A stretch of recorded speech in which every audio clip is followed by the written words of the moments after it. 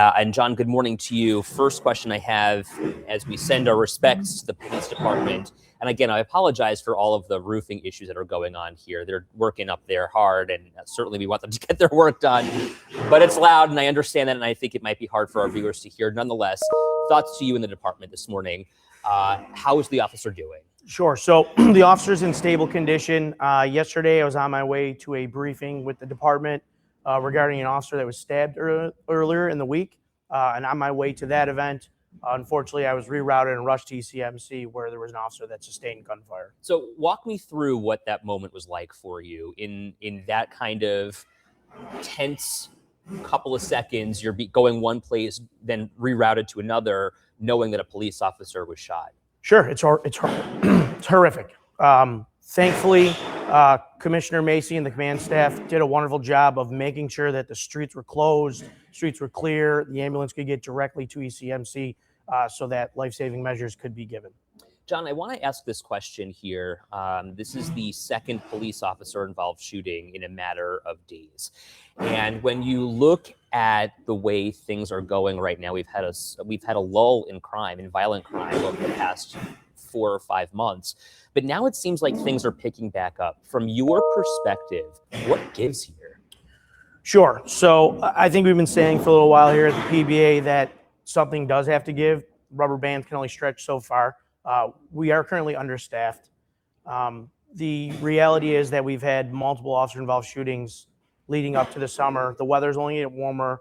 Historically, crime goes up in the summer. The officers have been doing an incredible job of beating down crime and keeping it back and keeping it at bay.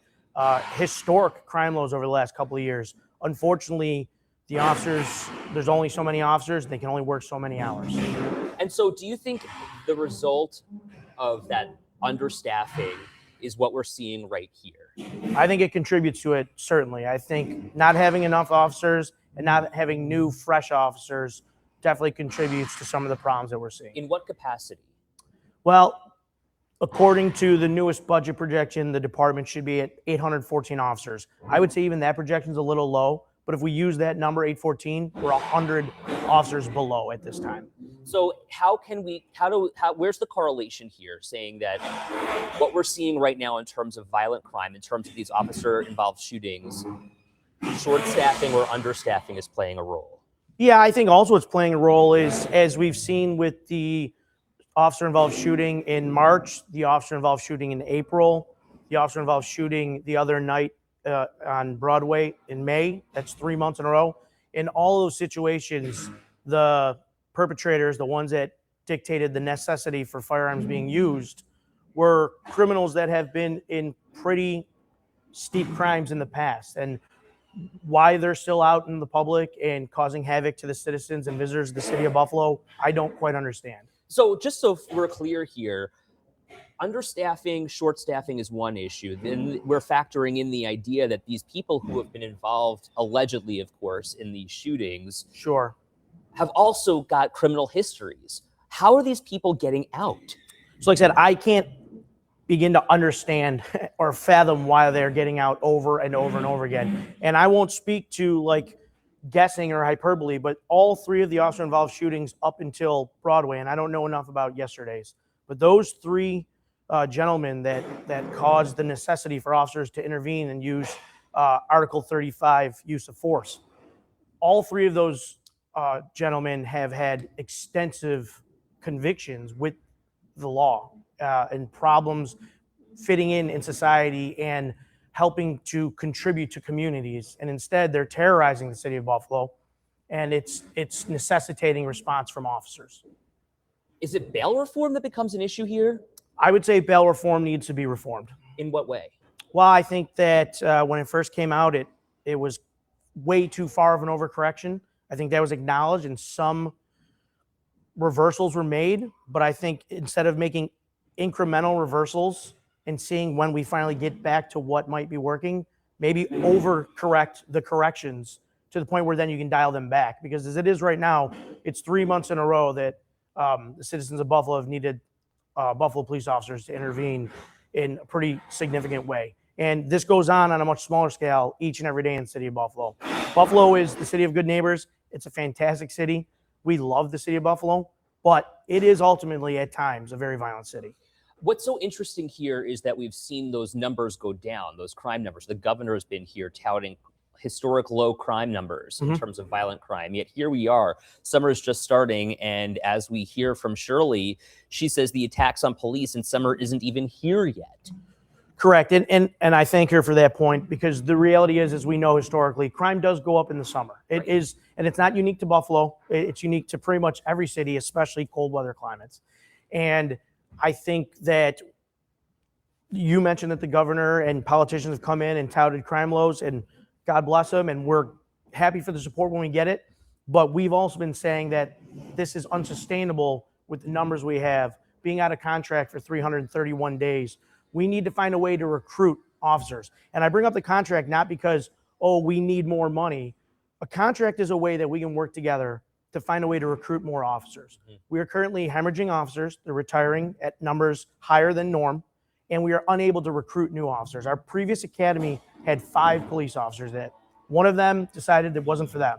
So we're talking about replacing last year's 47 retirees with potentially 4 officers. Wow. In that time, we've already had more than that retire just this year. We're close to double digits this year as well. We are losing officers at a rate faster than we're used to, and we're having trouble recruiting officers. In the past, we haven't had these problems. A contract would be a way to come together and find a way to retain the officers that we have and recruit officers going forward. So I want to go back to an issue. We'll circle back to the contract issue in a second, but I just want to make sure that I'm highlighting some of the comments here. Danielle says bail reform and also the mental health issues. People are not getting treatment they need because they're over 18 and don't think they need help. In some cases, you know, we saw the man on Saturday on Broadway near Liddell talking about how he wanted to kill himself. And he had the scissors and the box cutter and wound up stabbing a Buffalo police officer, is what the body camera video shows. Sure. Is this a mental health issue, or is this a bail reform issue, knowing that this guy has an extensive criminal history? So I'm not going to speak specifically to that one case, but I will say in general, there are behavioral health problems. They're not unique to Buffalo. We have a behavioral health team. We could use more officers on the behavioral health team. We could use more officers throughout the department. And I would say that in some cases, people that are having problems with mental health, they get exacerbated when their back is against the wall. And I think that we need to find a way to reach these people before it becomes criminal behavior. Because once the police get involved, we have to, by definition, intervene. We have to try and find a way to settle the situation. And when behavioral health is available, they are very helpful. We also have several officers who are CIT trained. I know that crisis intervention training. And so depending on when you got on the job, it's actually mandatory. So like when I went through the academy roughly 10 years ago, I had crisis intervention team training. And so you can be assured that these officer-involved shootings that have happened as of late, behavioral health was on scene for some. They were en route in others. They were unavailable in some cases, but the officers on scene have had training in behavioral health, including especially Officer Dialek, the one in 7-Eleven. She was absolutely fresh from the academy, still probationary police officer. She could not have been more fresh on the CIT training. Regarding Officer Simonian, with just the other day and where he was stabbed, that officer has received 2 awards from the department, from the Commissioner's Awards in 2022 and 2024. So different commissioners, different regimes, and he's still considered an officer in extremely high standing. And one of his awards was specific to his de-escalation skills. Wow. So, you know, this was a conversation in my family last night around the dinner table. You know, we're a very pro-police family because we've got law enforcement in our family. Yes, sir. You know, I want to make sure that we're clear here, you know, because I don't want to be accused of having a bias or anything. But I think this is an interesting point that was made at the dinner table last night. Officers are afraid to use force, is what was brought up. And I pushed back on that, saying that I don't think that they're afraid to use force because they have to protect themselves, right? Officers by law are enabled to protect themselves. And if they are met with violence, they then need to meet the violence +1 is what I was told Sure. by Police Commissioner Durenda back in the day. I think the training has increased, de-escalation has increased, and there is much less lethal force that can be used nowadays as opposed to pulling out your gun like it's the Wild West. Sure, and I think that's important to note. I think you're going to see. I can speak to the cases that have already been discussed by the department in public. I'm gonna hold off on yesterday's incident, but regarding the other incidents, especially this stabbing the other day, where the officer was stabbed and then had discharged firearm, those officers did attempt verbal de-escalation. They did attempt taser, and against maybe what some people would say is their better judgment, they did go hands-on with a gentleman who had multiple edged weapons and ultimately sustained a stab wound. These officers in the Buffalo Police Department are real, true heroes. They are heroes in the way that you read about in comic books. They are engaging in hand-to-hand combat with armed suspects. They do not want to discharge their firearms. They do not want all that comes with that. Our officers are working at extreme high-pressure situations and still taking chances with what they believe their physical skills. At some point, they do need to lean on penal law, Article 35. And like you mentioned earlier, the use of force continuum is not linear. You have to use, or according to Article 35 in the penal law of New York State, you are authorized to use one step above the force that you are trying to overcome. When that's an edged weapon, it isn't your hands, even though our officers do use their hands. It isn't a taser, even though our officers do use tasers. When someone has an edged weapon or a firearm, you are authorized to use your firearm.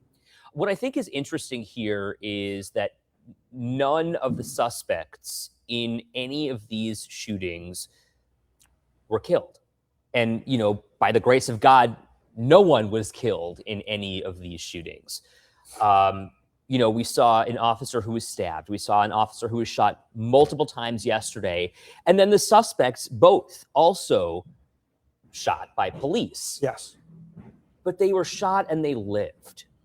So yes, it's been a wild week, and I will say that they have lived, and you are taught, because there's a moving target and everything's crazy, to aim center mass. But I will say these officers are doing everything they can to avoid killing people. They want to preserve life. Officer Simonian, after he shot the gentleman that stabbed him, immediately went to work getting the knife out of his hand so that he didn't further harm himself. And immediately the officers went to work saving his life.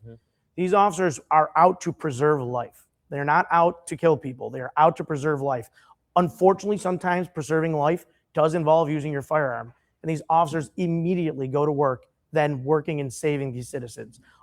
Buffalo police officers and the PBA members truly love the city of Buffalo, truly love the citizens. And much to your point about how you were circled up around the family table discussing your, love of law enforcement and your respect for what we do, I think it's important for people to understand that in Western New York, there is still a very large pro-law enforcement community. And even though there are some vocal and loud people that are against the police, I think what we're seeing from some of your comments right now going live and some of the things that are being said to me, and when we're out on the street talking to people and when we had a walking detail, people do in this area respect and like the police. And I think that everyone needs to be more vocal about that, to try and drown out some of these naysayers, some of these troublemakers, some of these rabble-rousers. We've got people that just want to dislike the police for reasons that are misunderstood and can't be understood. I think it's similar, like right in our profession, right? We're misunderstood in a sense, Certainly. the fake news, right? Where, sometimes opinion overrides fact. And I think that if we're able to look at things objectively, we're able to have a much more intellectual society, in a sense where we're able to kind of digest the issues on a factual basis as opposed to letting our emotions and our opinions cloud the facts. And that's super important, because I know yesterday when this happened, you were among the first people to reach out to me, and you didn't ask for a story. You asked, how are the officers doing? Saying our prayers. I know that Majority Leader Leah Halton Pope reached out immediately. Councilman Scanlon reached out immediately. Deputy Mayor Swankamp reached out immediately. The media, the politicians, the citizens, by and large, support the police, but I do think that needs to be more vocal and more public, because without public and vocal support for the police, the bad actors that are against the police, they get loud, Sure. they get vocal, and then we see the kind of dangers that we're experiencing where officers are being stabbed and shot. And this isn't the movies. They're being stabbed and shot. They have to go to the hospital. There's no next scene where they then go and do something cool in the movie. They have to go to the hospital. They have to be treated. They have to have surgery. Their families have to deal with those scars. I apologize for what's going on. So here. if anybody's used to this kind of stuff, it's going to be a Buffalo police officer. Yeah, this is kind of crazy. You know, and here's the other thing, and I want to bring this up just because I know that this is the other side, right? Certainly. This is kind of one of those things that I think that we see on Facebook where people are able just to kind of voice their thoughts. Certainly. One thing that I've seen a lot of in the last couple of days is that, and I don't want to mischaracterize, but I certainly want to make sure that I'm highlighting this in the correct way. It's like what people are saying is, and this is not anything more than what I'm saying, that it's hunting season for Black people. Okay. How do you respond to that? Unequivocally, it's not. Several officers in the department are Black. We deal with citizens that are Black. There is no racial issue within the Buffalo Police Department. I can say that unequivocally and without hesitation. Thank you for addressing that. Absolutely. Let's talk about the contract here. Sure. We are, and again, I mean, these guys are doing their job upstairs. God knows I'm down here and what's going to fall on us, John, but we're protected. Sure. You guys have gone many days, more than a year without a contract. And here we are, the budget just passed, a 19% property tax increase in the city of Buffalo starting July 1st. What's the bottom line here when it comes to getting a contract done and a fair contract? Sure. So at this time, we've agreed not to engage in public, to debate the contract in public and the details of it. I know that the Buffalo PBA is ready to sit down at the table and discuss a contract. I know that, you know, when high tide, all boats rise. The Buffalo PBA wants to work with the city, come up with a contract. We need to find a way to recruit officers. We need to find a way to retain officers. It's been 331 days since our contract expired. We are trying to find a way to keep the morale of what the department up. It is obviously increasingly difficult. So I'm sure, especially given the circumstances as well. What's the timeline here? The timeline at this point is kind of on the city. When they're ready to sit down, we're ready to sit down. Cool.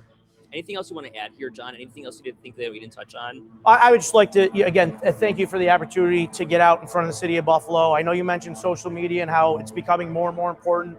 The Buffalo PBA does have a Facebook page. It's the Buffalo PBA.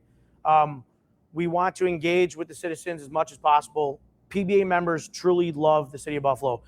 We get coffee with our mothers in the city of Buffalo. Our kids play sports in the city of Buffalo. We live in the city of Buffalo. We want what's best for the city of Buffalo because the PBA is the city of Buffalo.